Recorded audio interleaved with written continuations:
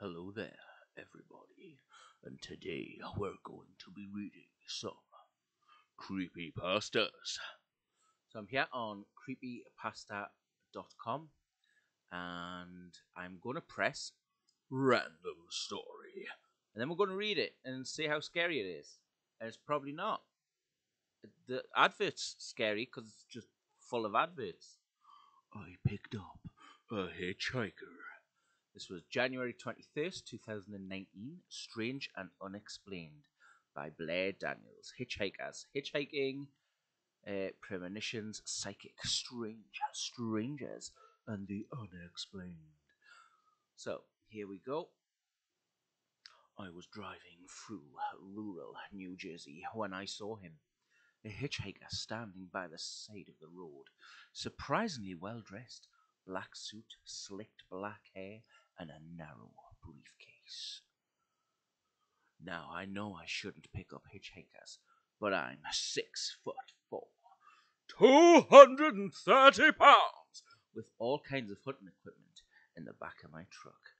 It's not like this prissy-assed businessman is going to beat me to death and leave me on the side of the road. Besides, I need gas money. Hey man, I said, pulling over to the side of the road. I'll give you a lift, if you pay me for gas. Of course, he said in a polite, almost British accent. Well, of course, man! He reached for his wallet and pulled out 3 crisp $20 bills. This enough? I grinned. That's way more than enough. I greedily snatched the money from him and clicked the locks. Get in, bud. He climbed in. His blue eyes shifted from the crumbled Wendy's wrapper on the dashboard to the mysterious sticky goo on the middle console. Are you describing your car now? The right as meant to be the guy picking up, and it's the mysterious sticky goo that I put there 3 weeks ago. Hunting, interesting, he said, in a strangely enthusiastic tone. Have you always liked to hunt? No, it's the funniest thing. Never thought I'd ever hunt. I love animals. Got 3 dogs at home, but there are so many deer around these parts that when the winter comes, a lot of them starve to death. Not to mention all the car accidents they cause. I trailed off, and we fell into uncomfortable silence. Just hunting for the day, then? No, my buddy Matt and I will be out there the whole weekend. He let out a laugh. The whole weekend? Your wife's a saint for letting you go. My wife? How did he? But then my eyes fell on the steering wheel and the silver ring on my finger. Ah, yeah. Mary's a doll. She's actually pregnant, you know. 5 months with a little girl. He gave me a crooked smile. A girl, oh. Yeah, I could feel him staring at me long after we had fallen into silence. It made me feel uncomfortable. I clicked on the radio. How did you meet Matt? He asked, fiddling with the dial. All that came through was static. That's a weird question, I thought. He and Mary were close friends, so when we got married, I got to know him well. The man said. He stroked his chin thoroughly, and I was suddenly reminded of a psychiatrist. Are you a psychiatrist? I blurted out. He laughed. Definitely not. I work in finance. What type of finance? It was my turn to ask the questions now. Futures, he replied, non-committedly. Non-committedly? That's a really weird way to spell it. I glanced over at him. A small smile was on his lips, and I noticed his fingers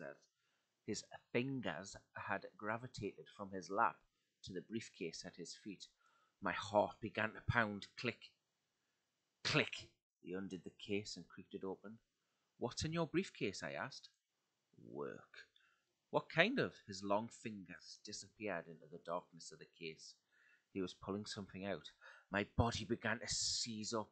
The steering wheel felt like ice under my fingers. I have a lot of hunting equipment back there, I said, so you better not be. I stopped. He was only pulling out a sheet of paper. With my death certificate on. No. You see, I could write a better one than these.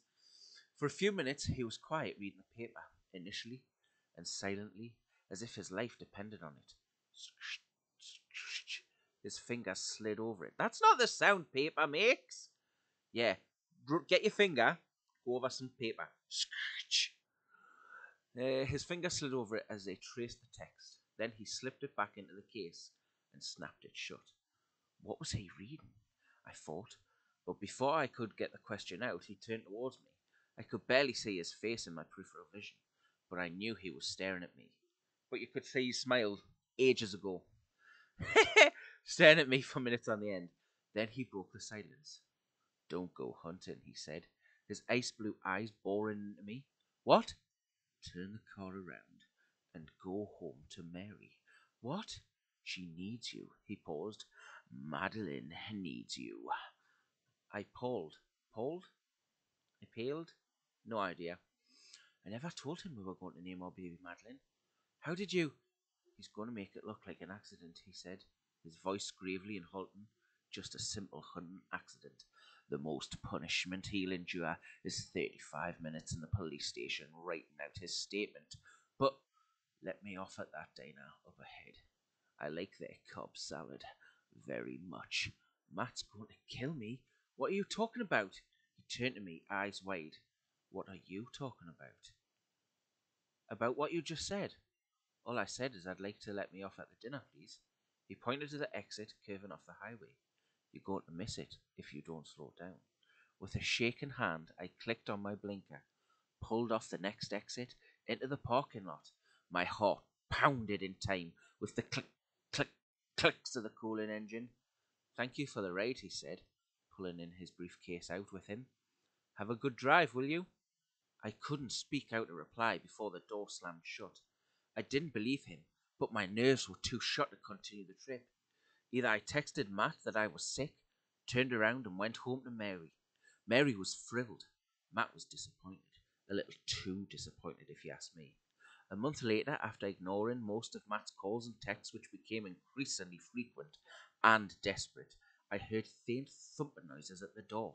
When I flicked on the porch light, there was Matt, hunched over the doorknob, holding a lockpick. We called the police. Since then, life has been great. Just a few months later, our wonderful little Madeline was born, and as soon as we got back from the hospital, on our doorstep was a little teddy bear with a pink bow sewed on its head. There wasn't a return address or a card of any kind, but I think I know who it's from. Well, trust me, that was absolute rubbish. But hey, if you guys liked it and want to see more, let me know, and I'll do my best to put more scary stories on the list, or hopefully the random one will give us some better stories. As a story, it held up pretty okayish. There was some weird parts, but yeah, definitely didn't scare us. So let's hope the next one will.